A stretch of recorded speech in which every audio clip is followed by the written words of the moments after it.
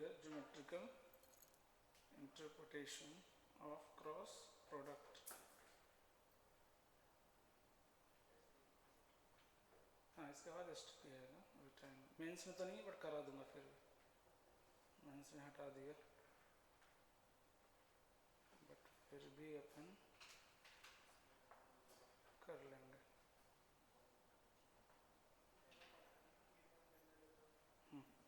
लिख लिखा geometrical interpretation. हाँ, बस कुछ नहीं है, फटाफट हो जाएगा, टाइम पास ही है बस।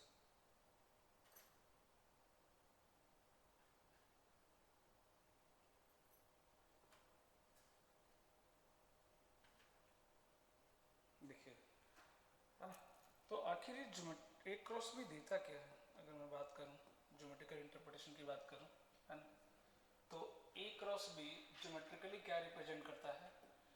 Area vector. क्या रिप्रेजेंट करता है? एरिया वेक्टर को रिप्रेजेंट करता है ना। किसका? पैरेललोग्राम का, है ना। अगर मान लीजिए कोई पैरेललोग्राम है, ठीक है, अगर ये पैरेललोग्राम है, मान लीजिए ये साइड ए है और ये साइड कितना है? बी। दो एडिशन साइड दिया, आपको पता है अगर ये साइड है तो ये भी कितना होगा? ए। ये कितना होगा? बी, है ना। और इसके बीच का एंगल मान लो थोड़ी देर के लिए कितना है? थीटा। तो अगर मैं इसकी बात करूं, ये क्या बी साइन थीटा नहीं हो जाएगा? याद करो, है ना, ये कितना होगा? बी कॉस थीटा, और ये कितना होगा? B sine theta. अरे सर नो।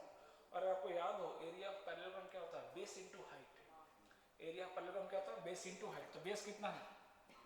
मॉड ए, और हाइट कितना है? Mod B sine theta. तो क्या ये ए क्रॉस बी के मैग्नीट्यूड को रिप्रेजेंट नहीं कर रहा है क्या? देखो तो, कर रहा है कि नहीं? तो A cross B equal to क्या लिखते हैं आप? Mod A mod B sine theta into क्या लिखते हैं आप? N cap. अरे ये लिखते हैं ना, यस और नो। तो ये क्या हो गया? एरिया, और ये क्या है? Unit vector. इसका काम क्या है? डायरेक्शन देना। इससे क्या बोलते हैं? Area vector. अगर कोई ज्योमेट्रिकली आपसे पूछे कि ए क्रॉस बी क्या रिप्रेजेंट करता है, तो एरिया वेक्टर को रिप्रेजेंट करता है। बट अपने काम का ज्यादा नहीं है, अपने काम का सीधा क्या है? Mod of A cross B, है ना। एरिया ऑफ पैरेललोग्राम कितना हो जाएगा? Mod of A cross B. तो mod of A cross B क्या रिप्रेजेंट करता है? Area of parallelogram whose adjacent sides are vector A and vector B, है ना, सीधा सीधा।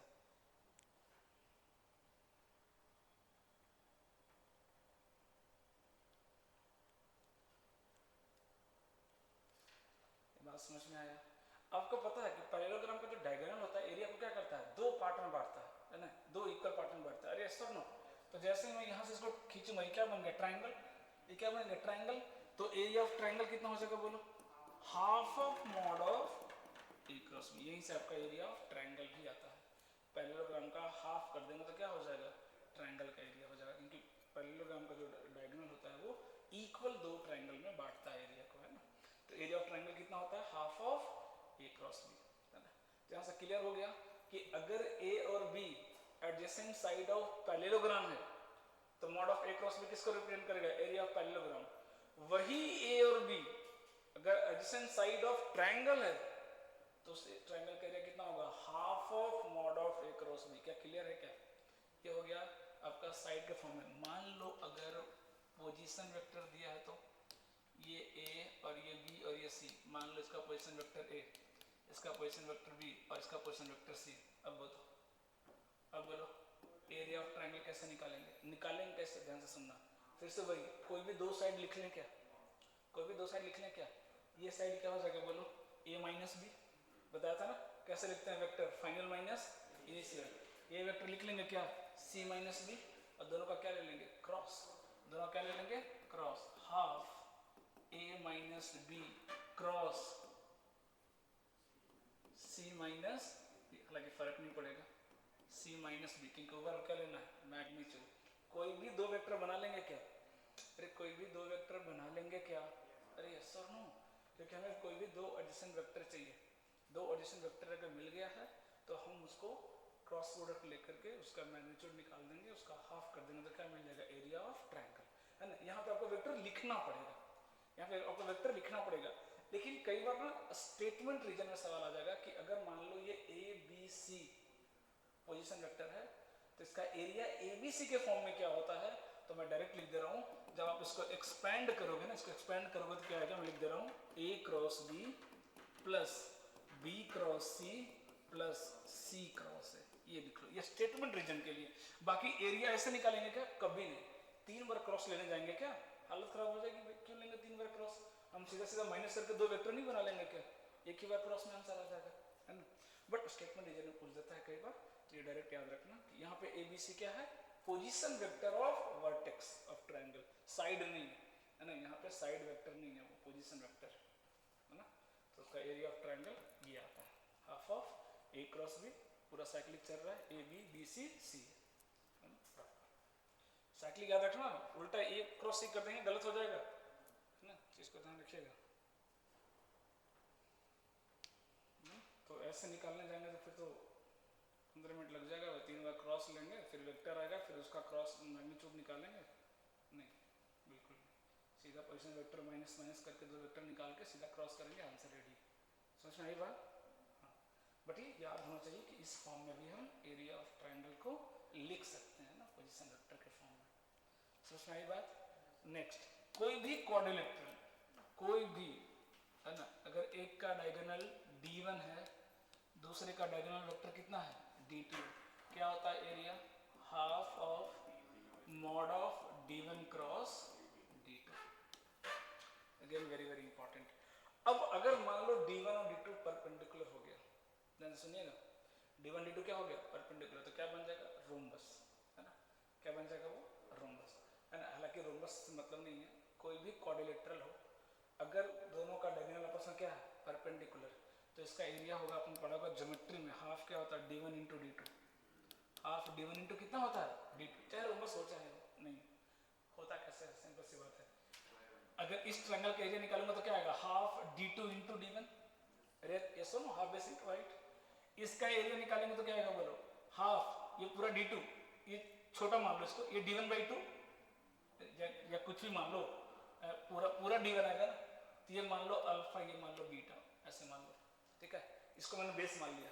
तो इस ट्रायंगल का एरिया कितना होगा, हाफ अल्फा इंटू D2, अरे सर नो, इसका एरिया क्या होगा इस ट्रायंगल में, हाफ बीटा इंटू D2, अब दोनों में हाफ D2 कॉमन ले लो, तो क्या आ गया अंदर में, अल्फा प्लस बीटा, और अल्फा प्लस बीटा कितना है D1, तो कितना आ गया total area, half D1 into D2।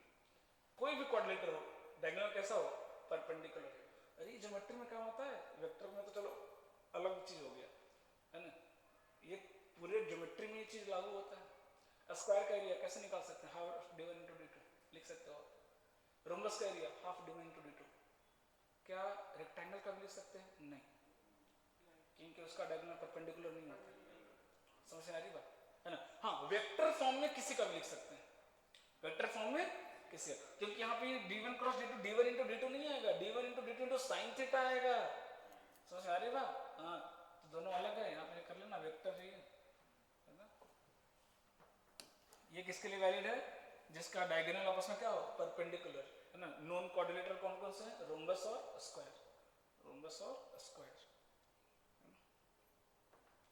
हाँ, this is valid for any quadrilateral, क्योंकि ये वेक्टर फॉर्म में लिखा है हमने, है ना। यहाँ पे साइन थीटा आएगा, और वही जब 90 होगा तो साइन थीटा कितना हो जाएगा 1, तो हाफ D1 इंटू D2 आ जाएगा, ये फॉर्म आ जाएगा, है ना। क्लियर होना चाहिए बिल्कुल एकदम, कहीं कोई कंफ्यूजन हो तो भी पूछ लो।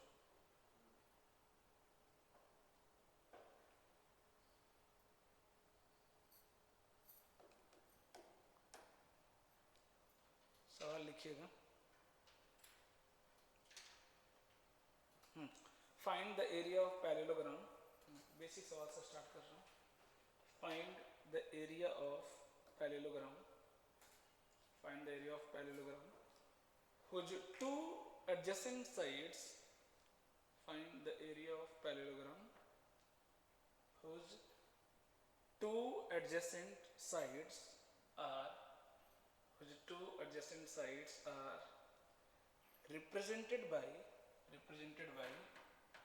vector A equal to 3i plus j plus 2k, 3i plus j plus 2k, and B equal to 2i minus 2j plus 4k। चलो जल्दी से बताओ।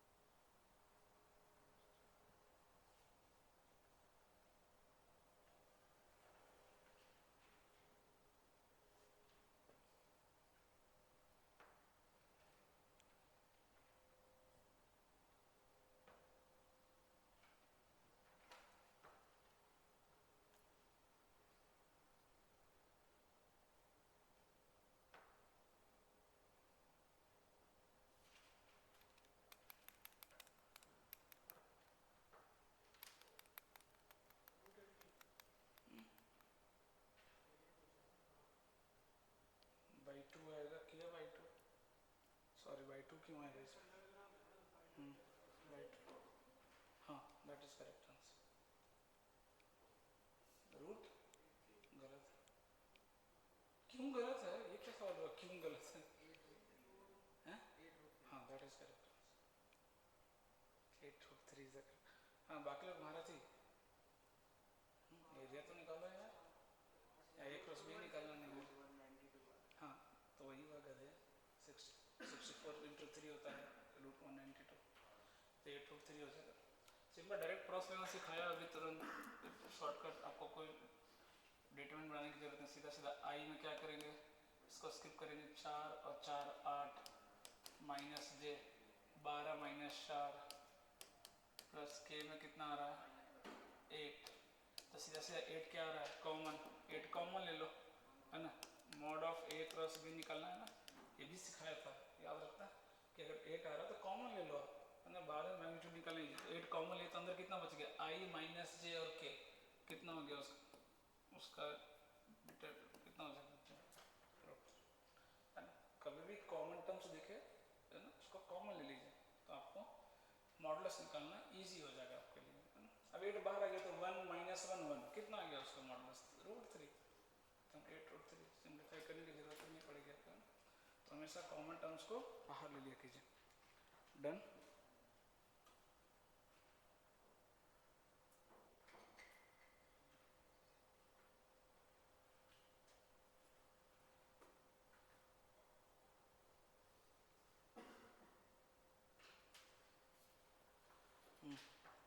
सवाल लिखिएगा,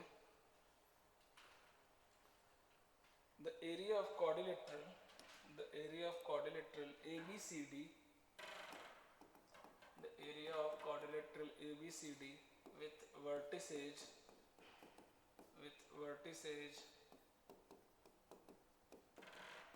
लिख दिया, ये सब सवाल पूछ रहा है, बताओ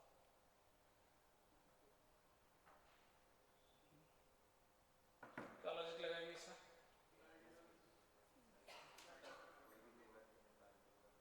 कोई भी जोन निकाल देंगे, गधे इतना मारूंगा ना खींच के, कोई दिमाग नहीं लगाता, क्या करेंगे, एरिया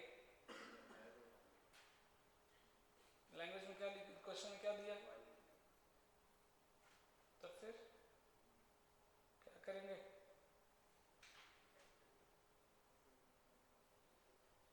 अभी लिखा है तो अभी क्या करेंगे, बताओ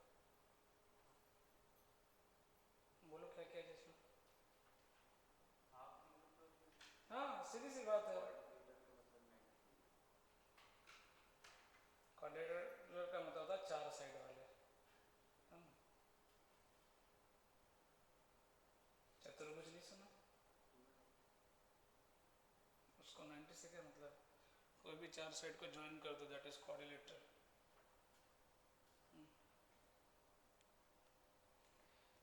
अभी बोला कि सबके लिए वैलिड है, half d1 cross d2, A to B adjacent side और सिर्फ पैरेललोग्राम के लिए वैलिड है वो,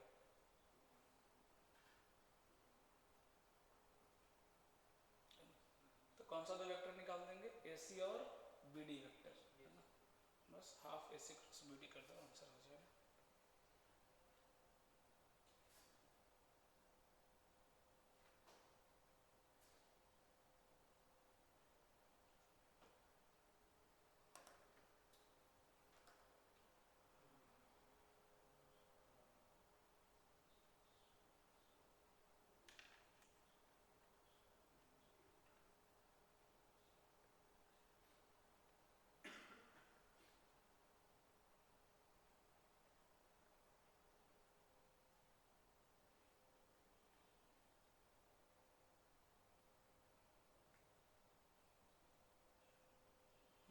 AC और BD वेक्टर निकल गया, C माइनस A कर दो, D माइनस B कर दो, या B माइनस D उल्टा भी करेंगे तो फर्क नहीं पड़ने वाला, चाहे AC लिखो चाहे CA लिखो, BD लिखो चाहे DB लिखो,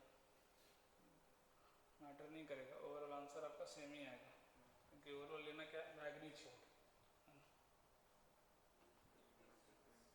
ना टाइम क्यों लग रहा है, रूट, तो उसको सिंप्लीफाई कर, कितना होता सिंप्लीफाई किया करो, दो ऑप्शन में नहीं है रूट 56, क्या करेगा गधे, 4 तो एरिया में गलती करेगा यार, क्या चल रहा है।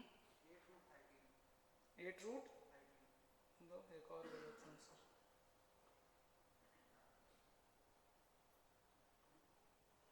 मैं चेक कर लेता हूँ वर्टेक्स सही है ना, 2 1 1 1 2 5 -2 -3 5 1 1, हाँ सही दिया सब कुछ, जो बोल रहे हो वो ऑप्शन में ही नहीं है।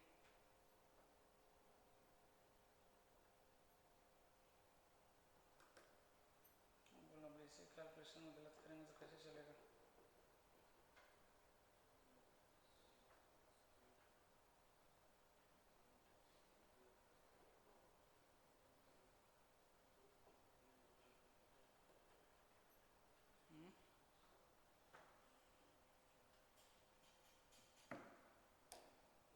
कॉमन टर्म्स पहले ही बाहर ले लेना, सिंप्लीफाई करना इजी होता है।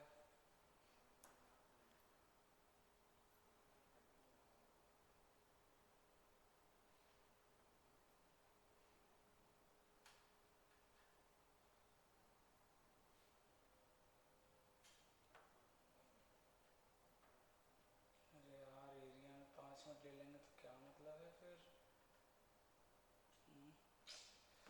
कोई फ़ायदा नहीं आता इनका, तो क्रॉस करने में इतना टाइम ले रहे हैं। मैं तो ए सी वेक्टर की जगह सी ए वेक्टर लिख लेता हूँ, ज़्यादा इजी दिख रहा है, माइनस कम आएगा। सी ए वेक्टर कितना हो जाएगा 4i, ये माइनस नहीं, ए सी वेक्टर सही चल रहा था, हाँ ये माइनस से सही, अभी 4j -4k, तो मैं इसमें से 4 कॉमन ले लूँगा, i + j - k, और बी डी लेने में फ़ायदा है डी बी, इसमें से इसको माइनस करता हूँ ज़्यादा फिट है, तो सी डी वेक्टर ले लो, डी सी वेक्टर सॉरी, सी माइनस डी करेंगे, -3i + 3j + 12k, यहाँ से भी 3 कॉमन आ जाएगा, तो -i + j + 4k,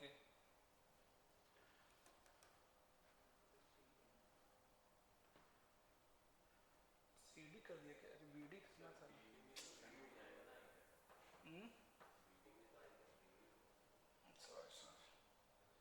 B D, इसमें से इसको लेंगे तो फ़ायदा हो जाएगा, तो D B B minus D कितना हो जाएगा, 0i cap 8j cap 12k cap, यहाँ से क्या कॉमन हो जाएगा, 4 कॉमन हो जाएगा, 0i + 2j + 3k, तो अभी तो आंसर कोई नहीं बोल रहा है गधे, 16 रूट, अब बाई 2 कौन करेगा, बाई 2 किया तुमने, हाँ अब इनका क्रॉस लो तो 4 और 4 तो बाहर कितना आ गया 16, अब अंदर क्रॉस करो तो कितना आ रहा, आई हटा दो तो 3 + 2 5i -j का कितना आ रहा भाई 3, और k का कितना आ रहा है 2, ये आ रहा है कितना गया 8, और ये आ रहा 25, कितना आ रहा 38 रूट 38, 13 कैसे आ रहा उतना, कब सुधरेंगे,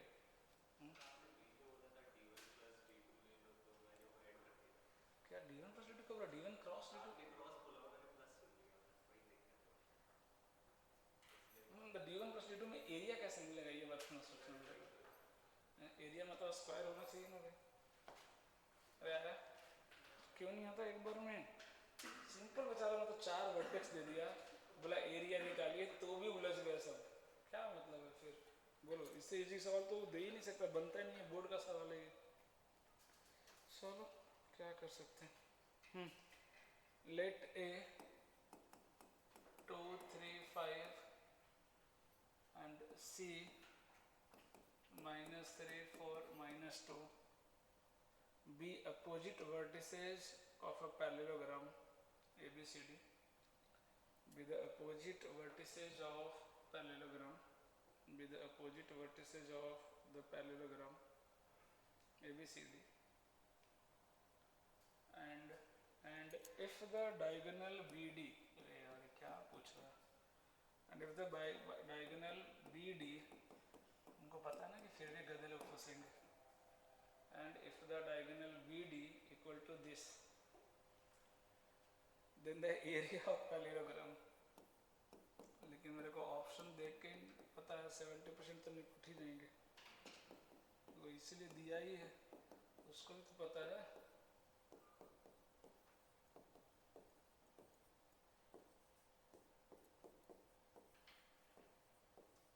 चल अब तो कर दो। इसमें तो बेचारा क्या किया, एक डायग्राम बना के ही दे दिया कि दो में तो बेचारा नहीं कर पा रहे, एक डायग्राम बना के दे देता हूँ, एक बना दो बस। अब तो आंसर कर दो।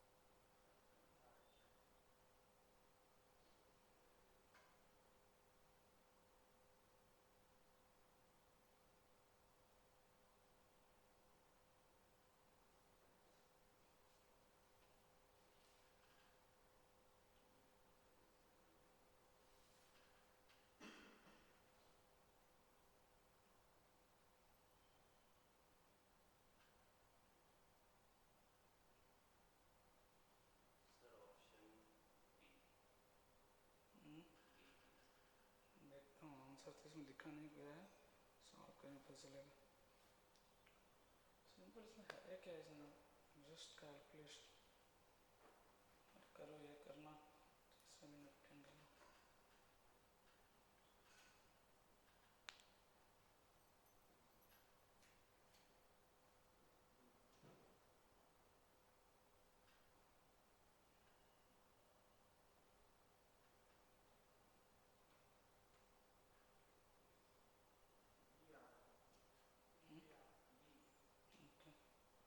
बाकी लोग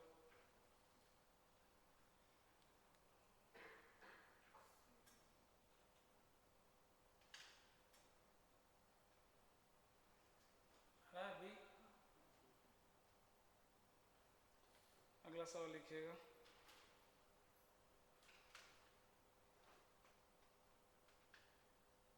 OA vector equal to A vector, OA vector equal to A vector, OB vector equal to, OB vector equal to, OA vector लिख ली, A vector, OB vector equal to 12A plus 4B vector,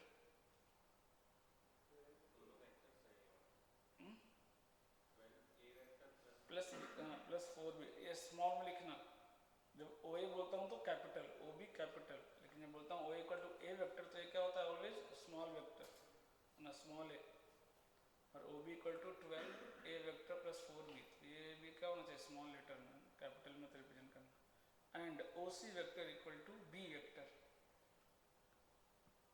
and अरे यार बताओ कोई इसको, देखो 12A plus 4B लिख लिए, OC equal to B vector, तो पीछे चलता है, तो ये पक्का कैलकुलेशन फंसा होगा इधर ही।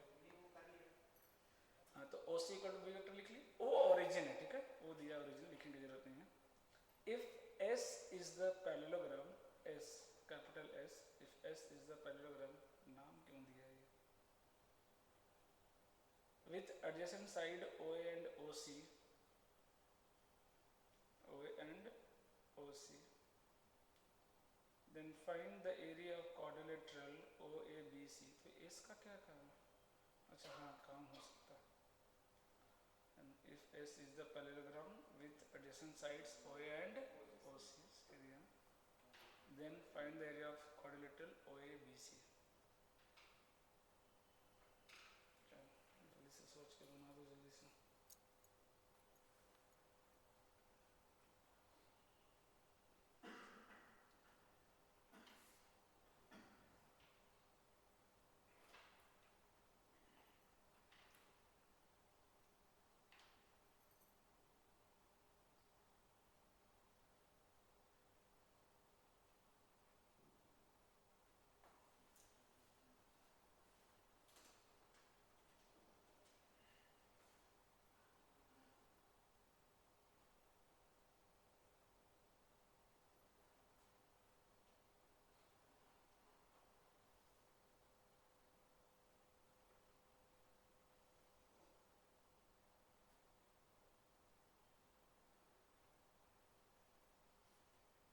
Sorry sorry sorry, question incomplete है, रुको।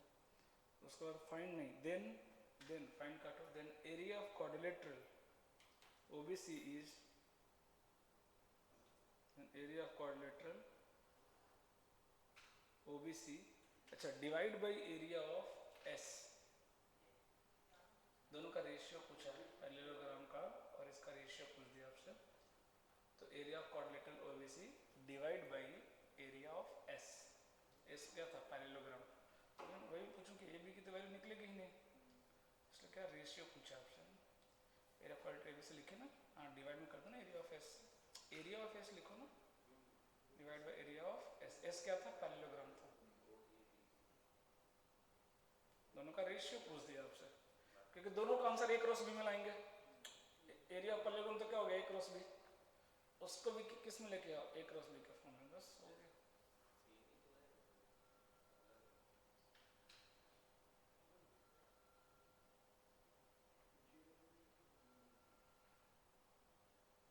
बिल्कुल सिमिलर है ना, तो एरिया ऑफ पैरेललोग्राम तो निकल जाएगा, हाँ ए क्रॉस बी हो जाएगा। उसका एरिया ए क्रॉस बी से नहीं निकाल सकते ना, उसका किससे निकालना, हाँ d1 क्रॉस d2 से निकालना पड़ेगा, तो उससे निकालो। तो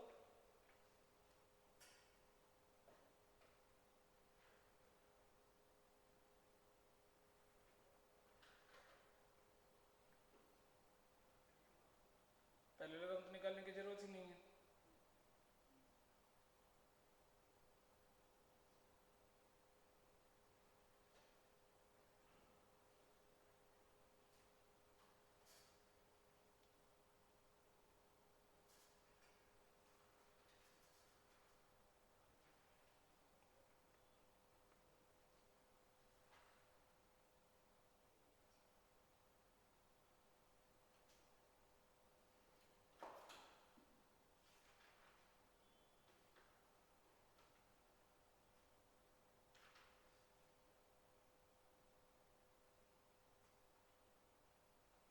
करो करो, जैसे डायगोनल निकाल लो ना,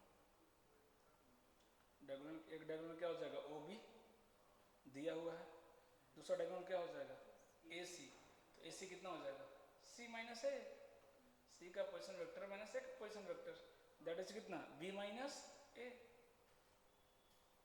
बस दोनों डायगोनल को क्रॉस कर दो, ट्राई तो करो, मैं करके दिखाता हूँ फिर।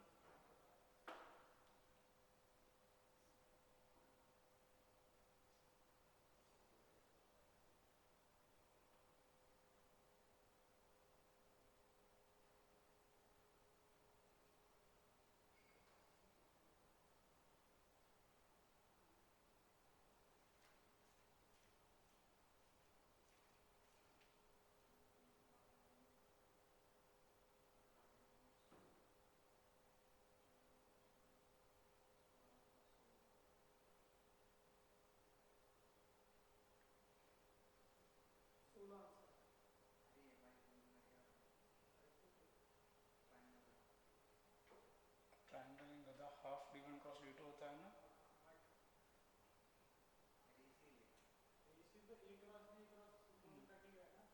ऊपर में आ जाएगा 8 टाइम्स ए क्रॉस बी किया, और नीचे ए क्रॉस बी, तो 8 आ जाएगा आंसर।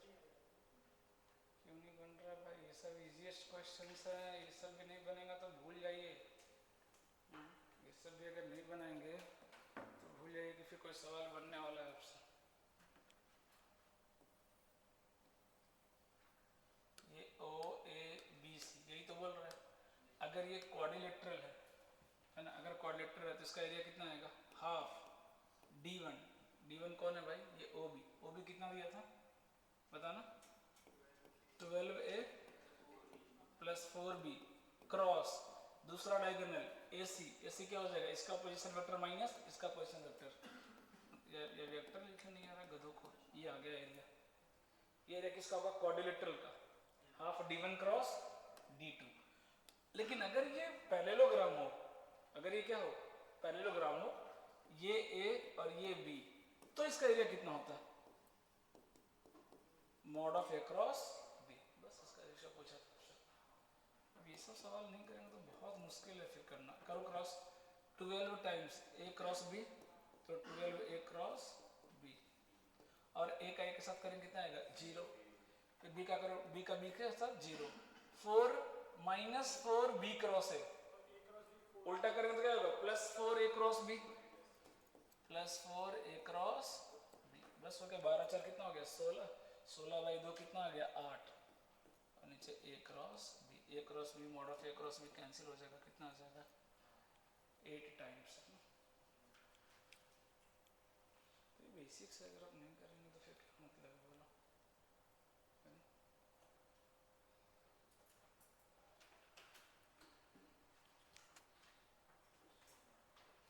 डन।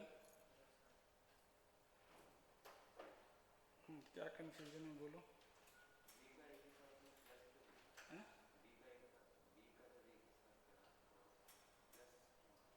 कहाँ बी के साथ प्लस, अरे यार ये माइनस बी क्रॉस आएगा, तो उल्टा करेंगे तो क्या हो जाएगा plus A cross B, B cross B में क्या होता है माइनस साइन का फर्क, बेसिक्स में नहीं पता तेरे को कि ए क्रॉस बी बराबर minus times of B cross A होता है, उल्टा होता है ना ए क्रॉस बी और B cross opposite 180 degree. Done. देखो कोलिनियरिटी पे ऐसा सवाल तो आता नहीं, चलो तो कराएं जरा, एक आया है इधर पूछने लगा जरा में कुछ है नहीं। अच्छा अगर मान लो 3 पॉइंट कोलिनियर है तो क्या हो जाएगा, बहुत सारे तरीके, एरिया 0, कैसे तरीके, और 2 का क्रॉस क्या हो जाएगा 0, वही एरिया क्या हो गया 0। मैं सीधा सा सवाल दे रहा हूँ, लिख करके दिखाओ, if the points with position vector, if the points with position vector,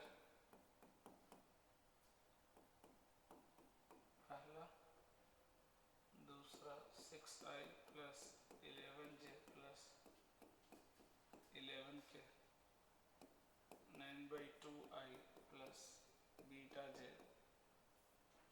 minus 8k, याद रखिएगा पोजीशन वेक्टर है ये वेक्टर नहीं है, 3 वेक्टर नहीं, क्या है ये position vector, are collinear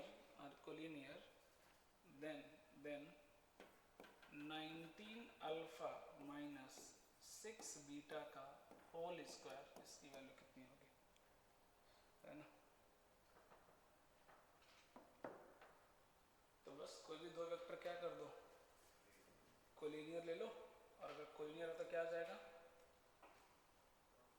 cross product क्यों करेंगे, उतना भी क्यों करना, याद करो स्टार्टिंग में लिखा था पैरेलल, कोलिनियर तो क्या पैरेलल, कोफिशिएंट रेशियो क्या होगा सेम आएगा ना, कोफिशिएंट का रेशियो क्या आ जाएगा सेम, सबसे इजीएस्ट मेथड होता है स्लोप मेथड, क्रॉस कुछ निकालने की जरूरत नहीं, क्यों उतना क्रॉस करेंगे, कोई भी 2 वेक्टर बना लो, ए बी या ए सी जो मर्जी, ए बी बी सी ए सी कोई 2 बना लो वेक्टर, दोनों क्या होंगे पैरेलल, और 2 वेक्टर अगर पैरेलल होते हैं तो ए इक्वल टू लेमडा बी, यानी कि a1/a2 equal to b2 equal to c1/c2, तो फर्स्ट क्लास में कराया था, उस पर देखो सवाल दे दिया इधर बीच में, वो इधर बीच में इसलिए बुझाया कि कई लोग इसको क्रॉस से भी बनाते हैं, लेकिन बेवकूफ़ी है वो, तो मैं सीधा बोलता हूँ,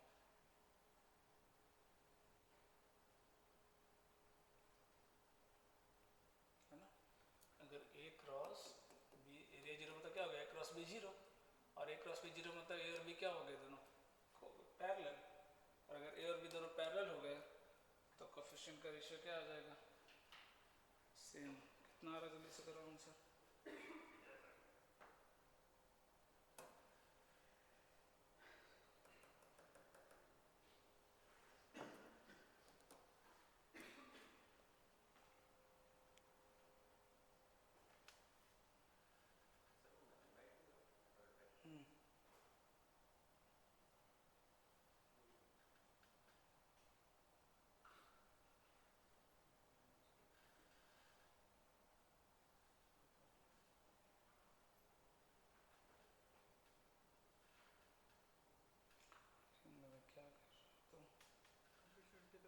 इसमें क्यों करूँगा बताओ, के का कौन करेगा इक्वेट, इधर करो फिर के वाला भी करूँगा, इसलिए तो नहीं आता, तो इधर करो सीधा, इससे करो, अल्फा बीटा में क्यों इक्वेट कर रहा है, तो सीधा इसमें करेगा तो अल्फा बीटा दोनों मिलेगा, जितना बोलता उतना दिमाग लगाओ, नहीं हमारे पास तो एक्स्ट्रा लेके चल रहे हैं, सीधा एक फर्स्ट को लास्ट को करो, सेकंड लास्ट को करो, किया है कहाँ लिखा, तो करो ना, दो वेक्टर आएगा ना, ये दोनों वेक्टर कैसे हैं कोलिनियर है, तो रेशियो क्या आएंगे इक्वल आएंगे, फर्स्ट क्लास में पढ़ाया हूँ, रेशियो इक्वल करो जल्दी से।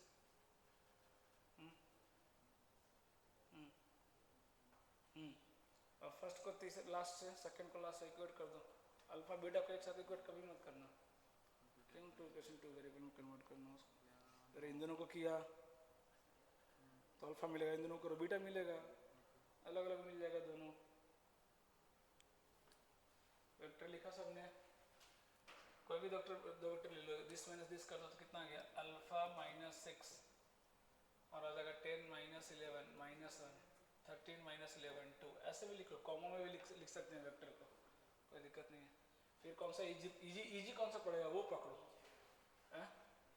एक ये दोनों पड़ गया, ये दोनों या ये दोनों, नहीं ये दोनों सही रहेगा नहीं तो 6 माइनस 9/2 तो 3/2 और 11 माइनस बीटा और ये 19, ये आ गया क्या है ना। ये जो रेशियो आएगा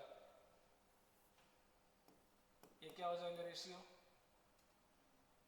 बराबर हो जाएंगे नहीं 2/9। बस अब इन दोनों को इक्वेट कर दो, अल्फा मिल जाएगा, इन दोनों को इक्वेट कर दो, बीटा मिल जाएगा। इन दोनों को क्यों इक्वेट करेंगे भाई, क्यों कॉम्प्लिकेट करेंगे। फर्स्ट लास्ट को करो, सेकंड लास्ट को करो, है ना, सिंगल सिंगल दोनों मिल जाएगा मस्त, कोई टेंशन नहीं।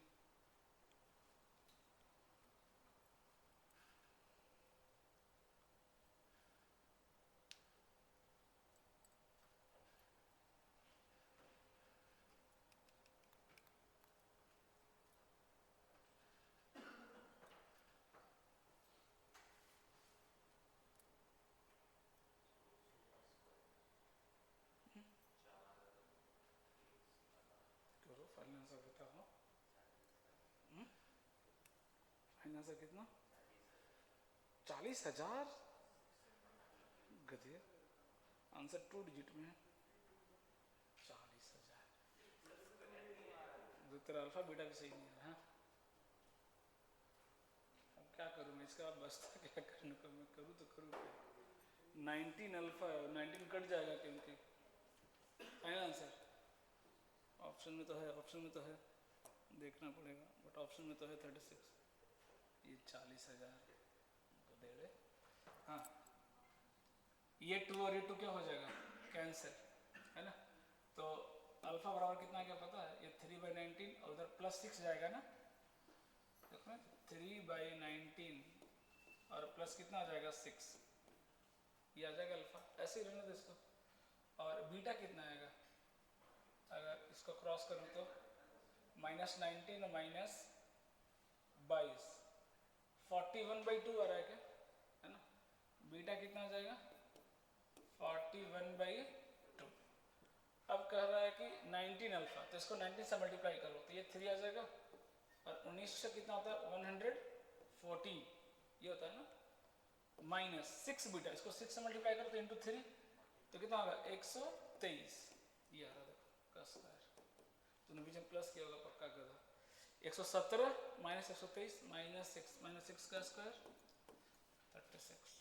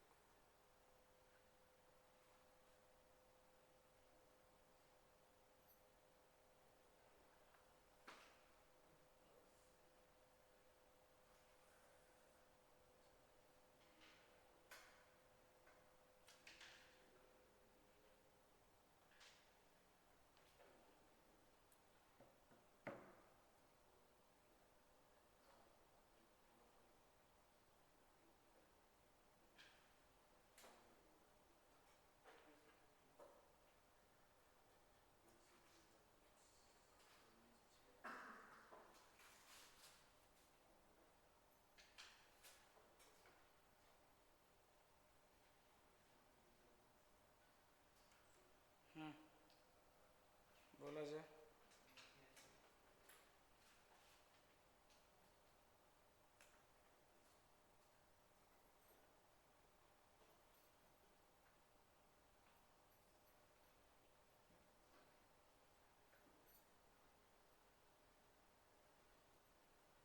देखिएगा STP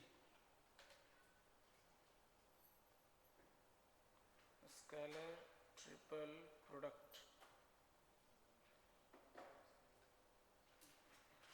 स्केलर ट्रिपल प्रोडक्ट, इसको बॉक्स प्रोडक्ट भी बोलते हैं।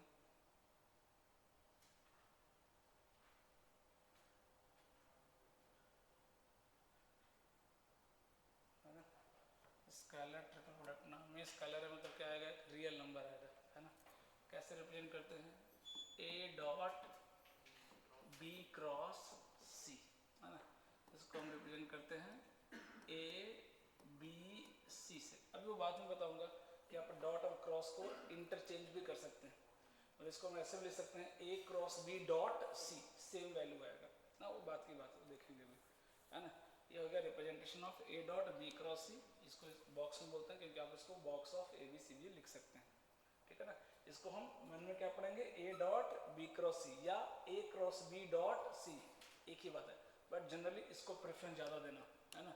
मैं बस लिख दे रहा हूँ, इसको आप ऐसे भी लिख सकते हो, बट उसका फ्लो ज़्यादा अच्छा होता है किसका, डॉट के बाद क्रॉस, क्रॉस के बाद डॉट थोड़ा सा फ्लुएंसी में प्रॉब्लम आती है ना। तो ऐसे याद रखना, ये ज़्यादा अच्छा लगता है, A dot B cross C, but दोनों होता सेम ही है ना। और बाद में देखेंगे प्रॉपर्टीज कि आप डॉट और क्रॉस को इंटरचेंज कर सकते हो, कोई दिक्कत नहीं है ना। टोटली डिटर्मिनेंट है ना, ये जो लिखा सामने क्या लिखा है, 3 वेक्टर का डिटर्मिनेंट है ना। इसलिए जितने डिटर्मिनेंट की प्रॉपर्टी होती है वो सारे यहाँ अप्लीकेबल है, इसलिए इसको समझना ईजी हो जाता है क्योंकि डिटर्मिनेंट बहुत आसान है ना। लिखिएगा ज्योमेट्रिकल, या फिर चलो पहले क्रॉस का लिखेंगे तो हम कैसे निकालते हैं। तो अगर मुझे इसका 3 वेक्टर दिया है आई जे के फॉर्म में मान लो, है ना। ए वेक्टर कितना दे दिया, लिख लेना a1 i a2 j a3 के। बी वेक्टर कितना दे दिया, b1 i b2 j b3 के। सी वेक्टर कितना दे दिया, c1 i c2 j c3 के। तो बॉक्स ऑफ abc क्या होगा, सवाल ये है। तो बस क्या आ जाएगा, डिटर्मिनेंट ऑफ किसका, पहले a है तो पहले रो में क्या लिखेंगे, a1 a2 a3। दूसरी बार b है तो b1 b2 b3, बिल्कुल ऑर्डर में होना चाहिए वरना आंसर गलत आ जाएगा, c1 c2 c3। This is box of ABC. तो ऑब्वियस बात है कि अगर ये बॉक्स प्रोडक्ट डिटर्मिनेंट के बराबर है तो जो इसकी प्रॉपर्टी होगी वही क्या होगी, इसकी प्रॉपर्टी होगी, बिल्कुल दोनों का सेम प्रॉपर्टी दोनों फॉलो करते हैं। लिख लीजिएगा, इजी है और बहुत इंपॉर्टेंट है। अभी तो हटा दिया फिर भी सवाल आ रहा है इससे, वरना पहले मान के चलो कि काफ़ी सवाल है ना, क्योंकि इसका एप्लीकेशन अच्छा है। Volume of tetrahedron, volume of parallelepiped सब इसी से निकलता है।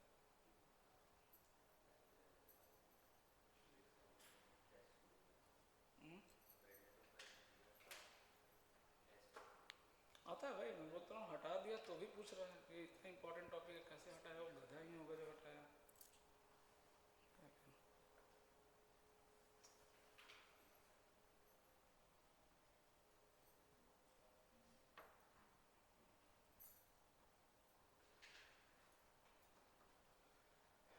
डन है ना। अब इसका ज्योमेट्रिकल इंटरप्रिटेशन देखिएगा, वेरी वेरी इंपॉर्टेंट है ना। लिखिएगा ज्योमेट्रिकल इंटरप्रिटेशन ऑफ एसटीपी।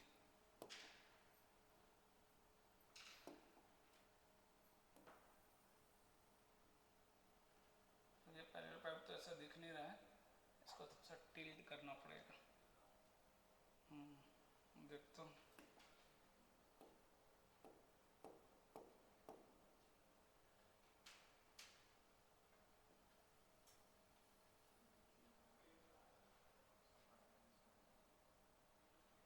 थोड़ा जुगा हल्का सा टिल्ट हुआ थोड़ा सा,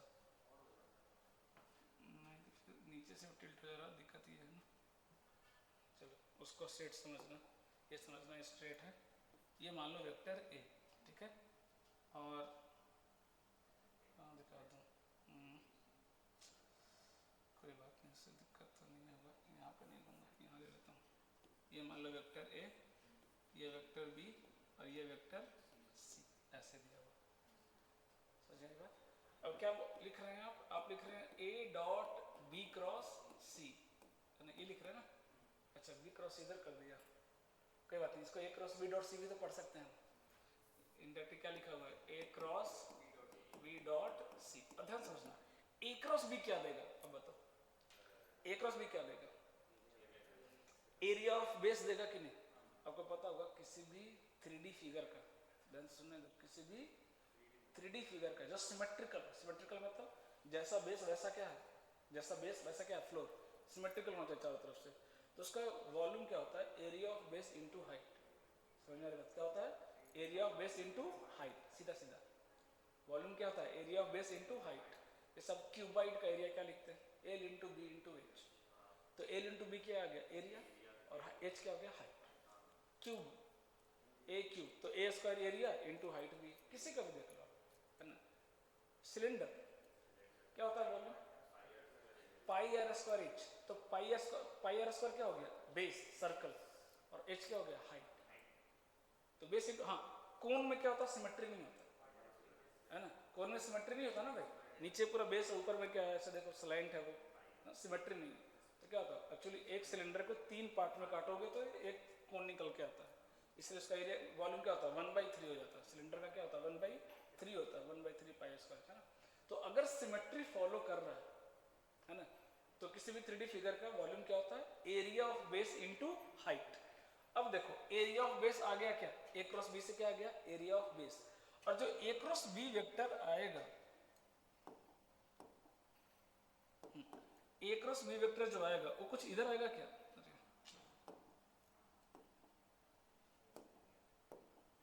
ए क्रॉस बी वेक्टर जो आएगा वो कुछ ऐसे आएगा क्या, बोलो तो बोलो, ये क्या होगा आपका ए क्रॉस बी वेक्टर, अरे यस और नो, ये तो होगा ना, ए क्रॉस बी करेंगे तो क्या आएगा इसका परपेंडिकुलर आएगा ना, तो ये क्या हो गया मेरा ए क्रॉस बी वेक्टर।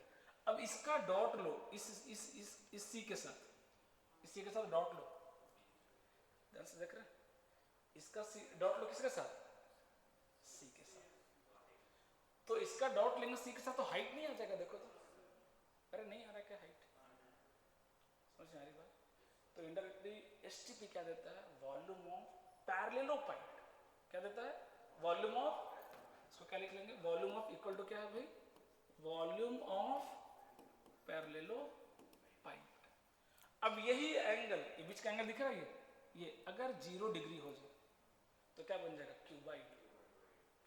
ये जो आपका क्यूबाइड है ये भी क्या है पैरेललोपाइड ही है, क्योंकि rectangle is also what parallelogram, rectangle भी क्या है पैरेललोग्राम है, स्क्वायर भी क्या है पैरेललोग्राम है ना। तो जो बेस जिसका पैरेललोग्राम उसी को बोलते हैं पैरेललोपाइड है ना। तो जैसे माचिस का डब्बा वगैरह रहता है उसको थोड़ा सा टिल्ट कर घुमा दो ऐसे करके, या फिर इसको तो नहीं घुमा सकते, बुक को बना सकते हैं, पतली कॉपी है क्या पतली कॉपी, इसको थोड़ा बहुत टिल्ट तो कर ही सकते हैं ऐसे ऐसे, तो थोड़ा सा टिल्ट कर ना ऐसे ऐसे, थोड़ा सा टिल्ट हो गई इसके लिए, हाँ ये वाली हो जाती है थोड़ी बहुत तो हो ही जाती है, हाँ ऐसे ऐसे देखो थोड़ा सा इधर से दिखेगा नहीं, हाँ बस ये ऐसे थोड़ा सा, ये क्या बन गया, ये ऐसे कर दूंगा तो क्या बन गया पैरेललोपाइड, क्या सिर्फ बेस दिखेगा आपको, बेस दिखेगा, बेस कैसा है पैरेललोग्राम, और जैसा बिल्कुल ये वाला बेस बनेगा वैसा ही कौन सा बनेगा ये वाला पेज ही बनेगा है ना। तो बस प्रॉपर पैरेललोग्राम बेस होता है उसी को क्या बोलते हैं पैरेललोपाइड। अब इसको मैंने थोड़ा सा रोटेट करके ऐसे कर दिया रेक्टेंगल, तब क्या बन गया ये क्यूबाइड बन गया, क्या बन गया क्यूबाइड। तो कब आएगा जब ए क्रॉस बी और सी के बीच एंगल कितना हो जाएगा 0 डिग्री, क्या आ जाएगा 0 डिग्री, तो डायरेक्ट क्या हो जाएगा आंसर ए बी सी, क्या जाएगा A B C, mod A mod B mod C हो जाएगा। देख लो अरे इसका वैल्यू कितना, मान लो इसके बीच का एंगल कितना मान लेते हैं अल्फा और ये एंगल कितना मान लेते हैं बीटा, तो ए क्रॉस बी डॉट सी की वैल्यू कितनी आएगी, इसके अगर मैं मैग्नीट्यूड की बात करूं तो कितना आएगा, ए क्रॉस बी क्या आएगा बोलो mod A mod B sine alpha, अरे यस और नो, इनटू एन कैप आएगा, इनटू एन कैप आएगा ना, ये किसका डायरेक्शन है एन कैप का। अब इसका डॉट लो सी के साथ तो क्या आएगा बताओ, क्या आएगा एन कैप का मॉड कितना आएगा 1, एन कैप का मॉड कितना आएगा 1, डॉट सी है तो कितना होगा मॉड सी और कॉस बीटा, बोलो ये आ रहा है कि नहीं, ये आ रहा है ना, ये किसको रिप्रेजेंट कर रहा है वॉल्यूम ऑफ पैरेललोपाइड। अगर ये क्यूबाइड बनाना है तो अल्फा कितना करो 90, साइन 90 कितना 1, बीटा कितना 0, कॉस 0 कितना 1, कितना क्या देखो तो mod A mod B mod C, L into B into H, सीधा सीधा हिसाब किताब है ना, क्योंकि हमने क्या किया इसको पैरेललोपाइड को हमने क्यूबाइड बना दिया, क्या बना दिया क्यूबाइड। तो पैरेललोपाइड का स्पेशल केस हो गया कौन क्यूबाइड क्यूब ये सब जब बोलते हैं क्या हो गया स्पेशल केस हो गया, जब अल्फा इतना कर दीजिए बीटा इतना कर दीजिए है ना। बट अल्फा बीटा का वैल्यू अगर कुछ और है तो क्या बनेगा, वो पैरेललोग्राम, है ना। तो फिर पूरा 3D मिलके क्या बन जाएगा, पैरेललोपाइड बन जाएगा, है ना? तो लिख लीजिए ज्योमेट्रिकल इंटरप्रिटेशन में कि A cross B dot C क्या देता है, वॉल्यूम ऑफ पैरेललोपाइड देता है। मॉड लिखने की जरूरत नहीं है, सॉरी, क्योंकि बाद में डॉट तो लेंगे ही ना, मॉड लेने की जरूरत नहीं है। A cross B dot C क्या देता है, वॉल्यूम ऑफ पैरेललोपाइड।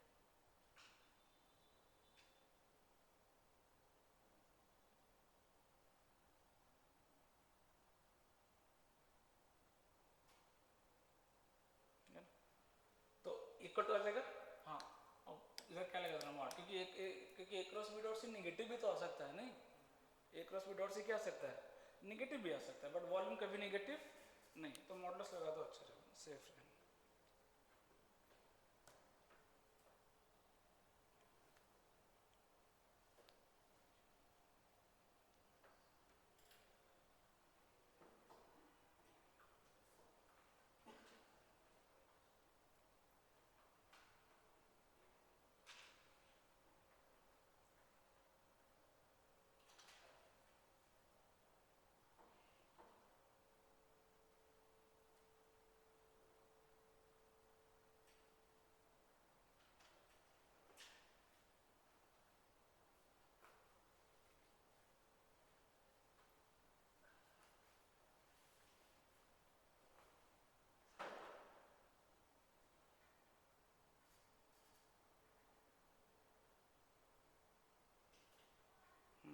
डन कर दिए क्या? अब टेट्राहेड्रन क्या है, देखो यही सेम ABC है ना, इसको कोटर्मिनस भी बोलते हैं। कोटर्मिनस का मतलब क्या होता है, एक ही एज से निकलना बताया था, कोटर्मिनस वेक्टर से हमने बताया। कोटर्मिनस वेक्टर का मतलब क्या होता है, एक ही पॉइंट से निकलना। तो देख रहे हैं, इसी पॉइंट से B भी निकला, A भी निकला और C भी निकला, इसी को बोलते हैं कोटर्मिनस एजेज, है ना, या कोटर्मिनस वेक्टर्स। तो अगर ये कोटर्मिनस एजेज ABC अगर पैरेललोपाइप्ड का एज है तो उसका वॉल्यूम कितना होगा, बॉक्स ABC कितना होगा, बॉक्स ABC। अगर ये टेट्राहेड्रॉन बनाता है,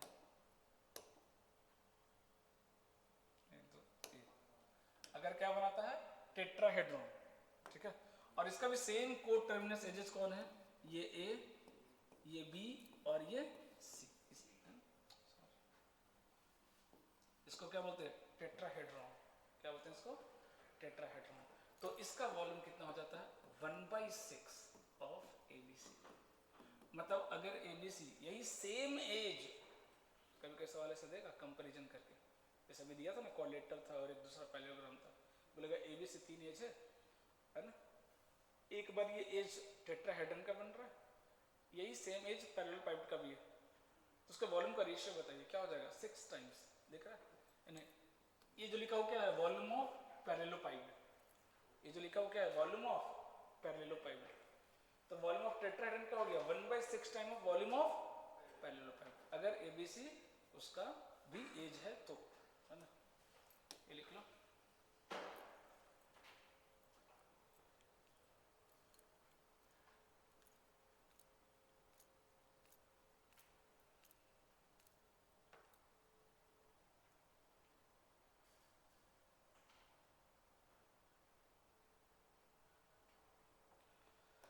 समझ में आया? अरे बेसिक से इसमें बहुत ज़्यादा दिक्कत नहीं होता है।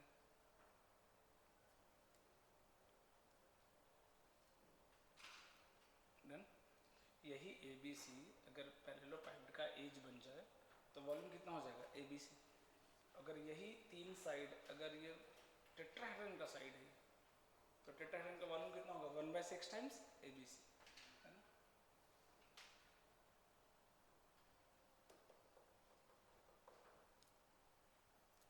डन। कोटर्मिनस होना चाहिए, हो गया क्या? हाँ, अब एक सवाल लिखो, find the volume of parallelepiped if their coterminous edges are, find the volume of parallelepiped if their coterminous edges are A equal to 2I minus 3j, B equal to I plus j minus k और C equal to 3i minus के, 3i minus के। जल्दी से निकाल दो।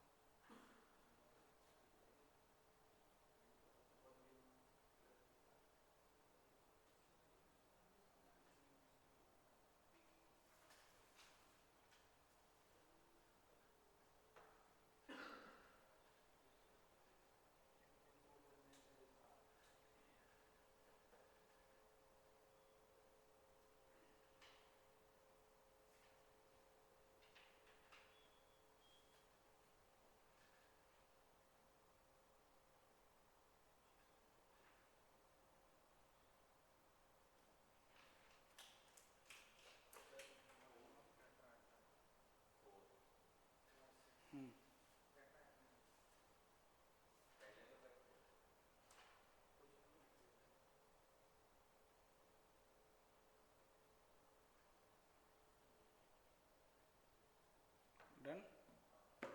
देखिए properties of box product, properties of box product.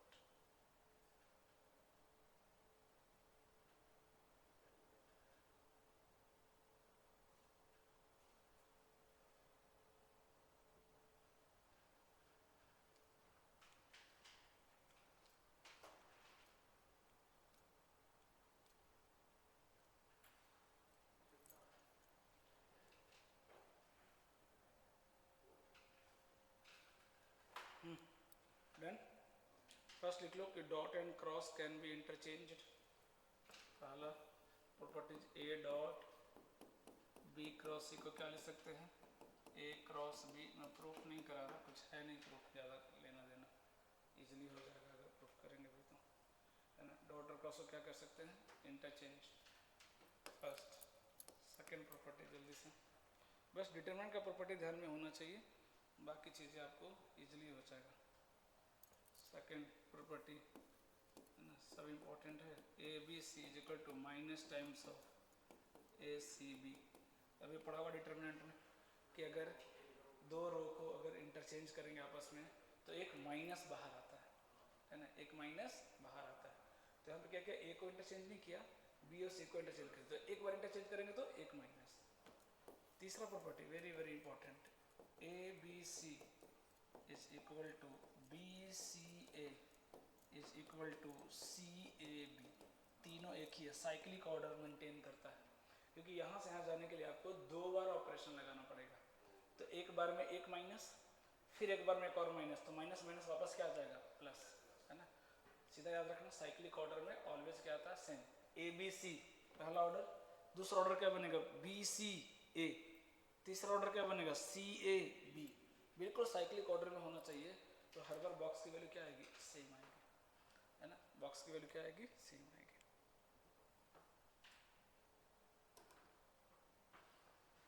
Cyclic order में याद होना चाहिए, है ना। नेक्स्ट नंबरिंग देते हैं, ए ए बी कितनी आएगी इसकी वैल्यू, बोलो कितनी आएगी, 0। डिटर्मिनेंट का अगर दो रो या दो कॉलम सेम हो जाए तो उसकी वैल्यू कितनी आती है, 0। सारा प्रॉपर्टी डिटर्मिनेंट्स याद रखना, एकदम इजी तरीका याद रखेंगे, सब डिटर्मिनेंट्स याद रखना।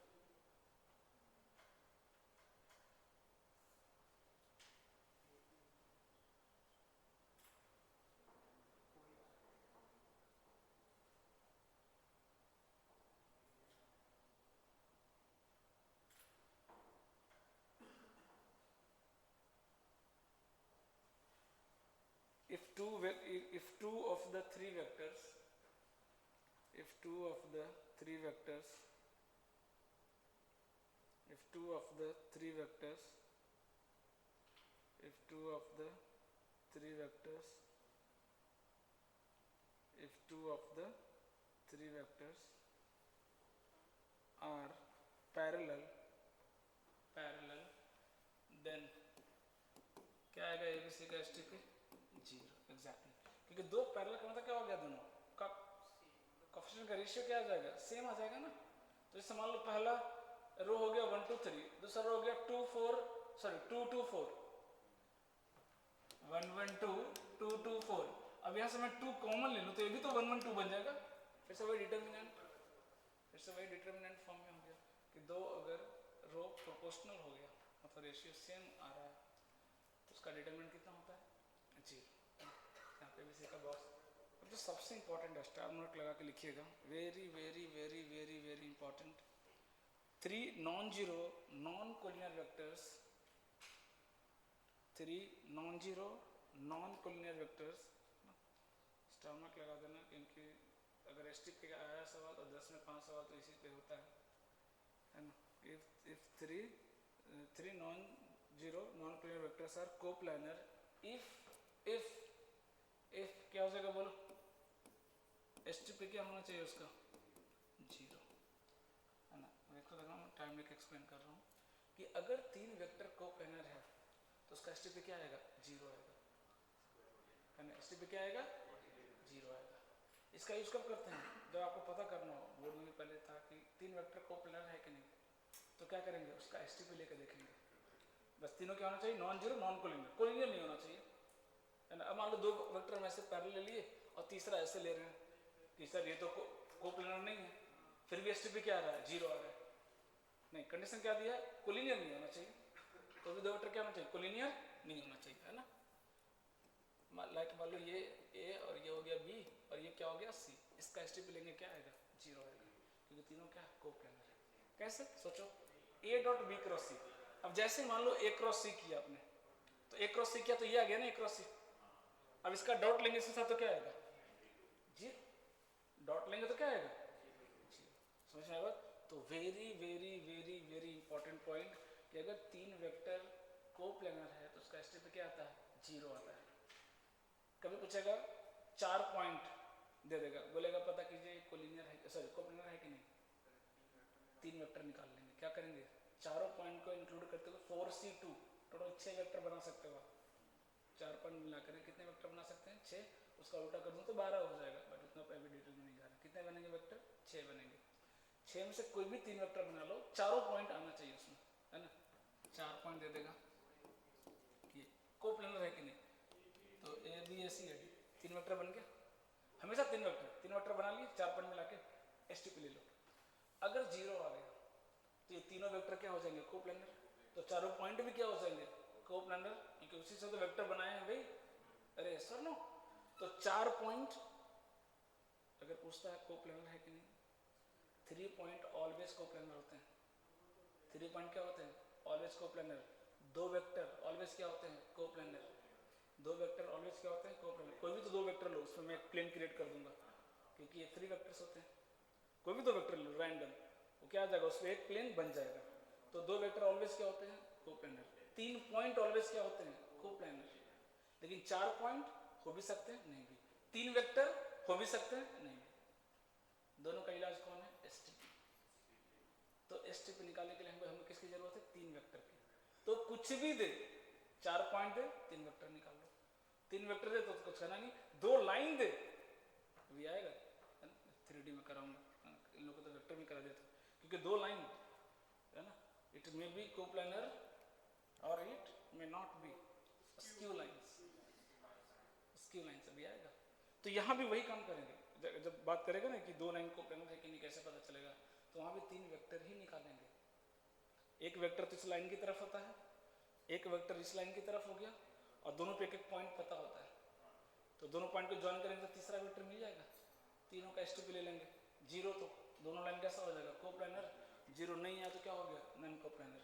तो ध्यान रहेगा 3 point always coplanar, 4 point may और may not be, 2 vector always coplanar, 3 vectors may और may not be, 2 line may और मे नॉट बी, चेक करना पड़ेगा है ना, चेक करना पड़ेगा है ना, 2 लाइन आपको चेक करना पड़ेगा है ना।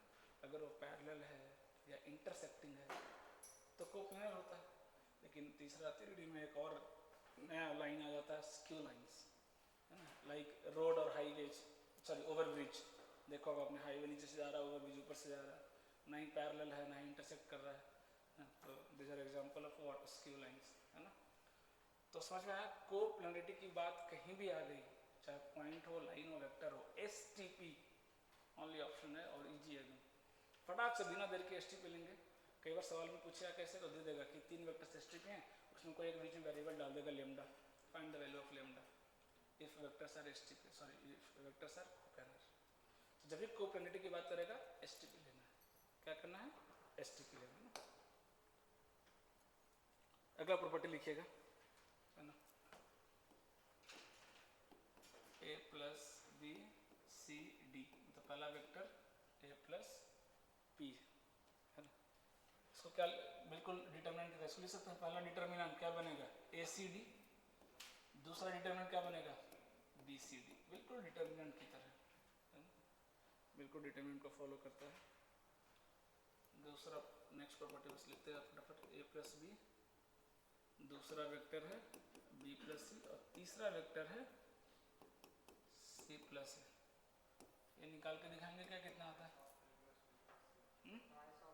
हाँ निकाल के दिखा, निकाल लो, बाकी लोग तो क्रॉस सीख जाएंगे। 2 times of A B C, चलो निकाल के देखो सो जल्दी से, है ना।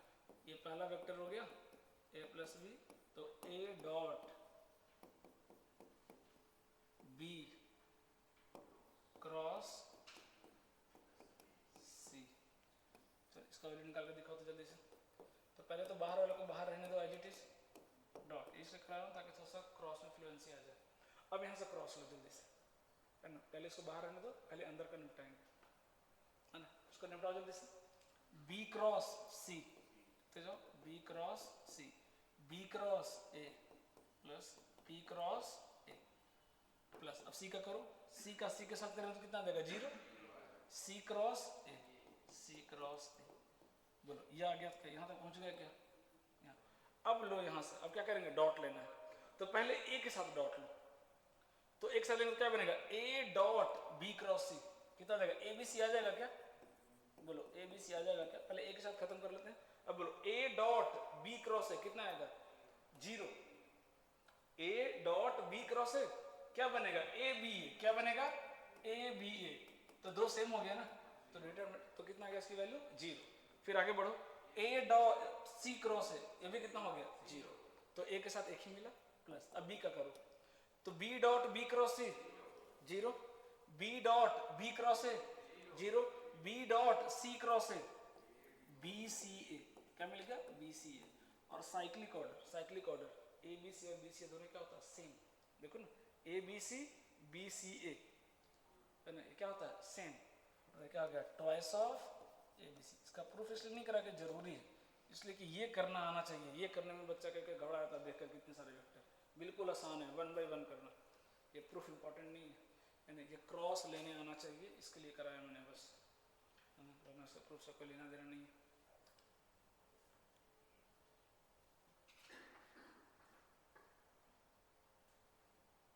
डन, आज कम से कम प्रॉपर्टी कर लेते हैं, बाकी तो कल कराऊंगा। नेक्स्ट, हाँ माइनस वाला भी लिख लो, ए माइनस बी, साइक्लिक ऑर्डर में बी माइनस सी, सी माइनस ए, है ना। इसका भी करके देखना आप लोग, 0 आता है कि नहीं, हाँ सीखना जरूरी है, मैं बस अभी लिखवा दे रहा हूँ, बट आप लोग इसको करके देखना। और नेक्स्ट लिख लो, A cross B, B cross C, C cross A, क्या आ जाएगा, बॉक्स ए बी सी का क्या आता है, whole square, again very very important.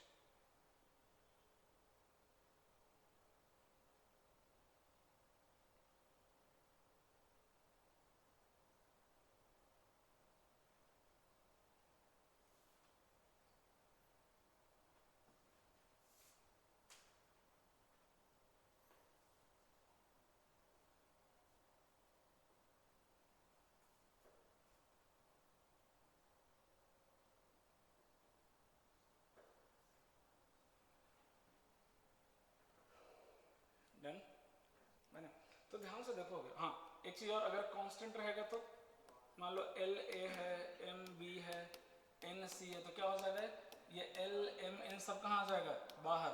Constant के लिए बिल्कुल टेंशन नहीं है। दूसरी चीज मैं इसके बारे में एक्सप्लेन करना चाह रहा हूँ, अगर ध्यान से देखो तो क्या ये वी स्क्वायर लिखा हुआ है क्या, अरे यस और नो, इस पर सवाल आया एडवांस में, है ना, क्या ये वी स्क्वायर नहीं लिखा हुआ है, ध्यान से देखो क्या लिखा हुआ है, ये एसटीपी किसको रिप्रेजेंट करता है, वॉल्यूम को, तो क्या लिखा हुआ है, वॉल्यूम का स्क्वायर, अरे मॉड तो आ जाएगा ना, एक्स स्क्वायर चाहे मॉड एक्स का स्क्वायर, बात एक ही है ना भाई, एक्स स्क्वायर लिखो चाहे मॉड एक्स का स्क्वायर लिखो, तो बात क्या है, एक ही है ना।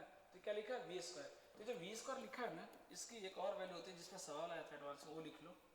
ए डॉट ए, सुना होगा, A dot B, A dot C. फिर बहुत इजी याद रखना, B dot C, B dot A, B dot B, B dot C. मतलब पहले ए का डॉट लो तीनों के साथ, फिर बी का डॉट लो तीनों के साथ, फिर सी के साथ ले लो। तो याद रखना बिल्कुल इजी है, सी डॉट सी। ये सब प्रूफ हो जाता है, एक एक मिनट का क्वेश्चन है इसमें।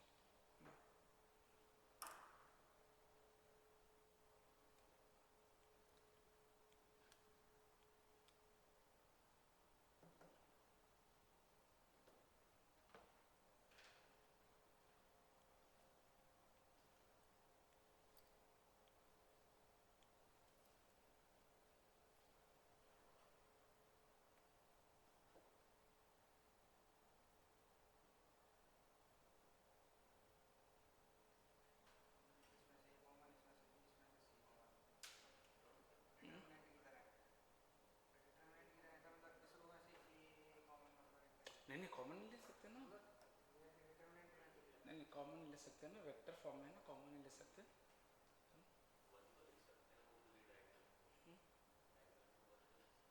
डिटर्मिनेंट का प्रोडक्ट सिखाया था तुम लोग को, प्रोडक्ट और डिटर्मिनेंट करके देखना। तो कैसे करते हैं उससे तो फिर करना पड़ेगा, लेंदी हो जाता है ना। जैसे बॉक्स ए बी सी क्या आ जाएगा, A1 A2 A3, B1 B2 B3 और C1 C2 C3। दूसरा भी डिटर्मिनेंट यही आएगा, A1 A2 A3, B1 B2 B3, C1 C2 C3। दोनों का प्रोडक्ट करो क्या आएगा। तो बताया था रो टू रो जाते हैं, कैसे आते हैं, रो टू रो। तो पहला कर दो क्या आएगा, A1 into A1 A1 square plus A2 into A2 A2 square plus A3 into A3 A3 square. ये क्या लिखा हुआ है, A डॉट है ना। फिर फर्स्ट रो का सेकंड से करो, तो A1 B1 A2 B2 A3 B3 क्या लिखा हुआ है, A डॉट B। फिर A1 C1 A2 C2 A3 C3 क्या लिखा हुआ है, A डॉट C। फिर सेकंड रो का करो फर्स्ट से सेकंड सेकंड सेकंड तक सब है ना? जरूरत नहीं प्रूफ, बस डायरेक्ट याद रखो, याद रखने का तरीका बता दिया। ऐसे याद रखना, पहले A का डॉट सबके साथ, फिर B का डॉट सबके साथ, C का डॉट सब। ऑर्डर मैटर नहीं करता, वॉल्यूम इज मैग्नीट्यूड, ओवरऑल तो क्या लेना है, मॉडुलस, ओवरऑल तो क्या लेना है, मॉडुलस। बात खत्म है ना, उसके लिए ज़्यादा टेंशन लेना। तो ये ज़्यादा इंपॉर्टेंट है ना। ये सवाल इस पे बनेगा, इस पे नहीं आता, बट रिलेशन है ना। मान लो ये दे दिया डेटा, तो ये दिया मतलब इंडायरेक्टली क्या दिया आपको, आपको वी स्क्वायर दे दिया। मान लो कभी इसका वैल्यू दे दिया, आपको पता नहीं होता क्या है, तो घबरा जाएगा है ना। तो ये दे दिया इंडायरेक्टली, क्या दे दिया आपको, वी स्क्वायर दे दिया है ना। तो इस पर सवाल आया एडवांस में, उसको ध्यान रखिएगा। तो चलो प्रॉपर्टी सारा हमने कंप्लीट कर लिया है ना, कल क्वेश्चन करा दूंगा इस पर, कल इस पर क्वेश्चन करा दूंगा पूरा है ना। तुम लोग इस हफ्ते भर क्लास कर लो है ना, आपका 3D भी निपटा दूंगा, और मेरा टेंशन है आराम से है ना, क्योंकि इसमें थोड़ा सा स्पीड अलग होता है ना। अभी तो क्या ऊपर क्लास चलता है तो उसका स्पीड अलग, इसका बहुत अलग होता है, तरीका पढ़ाने का अलग होता है। जितना हम तुम लोग को एक चैप्टर कराया, इसमें हम लोग को पूरा कोऑर्डिनेट ज्योमेट्री निपटाया हम उतने दिन में है ना। स्पीडली नहीं, बस पढ़ाने का तरीका थोड़ा बदल जाता है, डिफिनीशन वगैरह नहीं निकालना पड़ता है, उसमें आधा टाइम तो उसमें जाता है, बोर्ड का ध्यान रखते हुए, क्योंकि बोर्ड भी देना उसी में टाइम ज़्यादा वेस्ट होता है ना।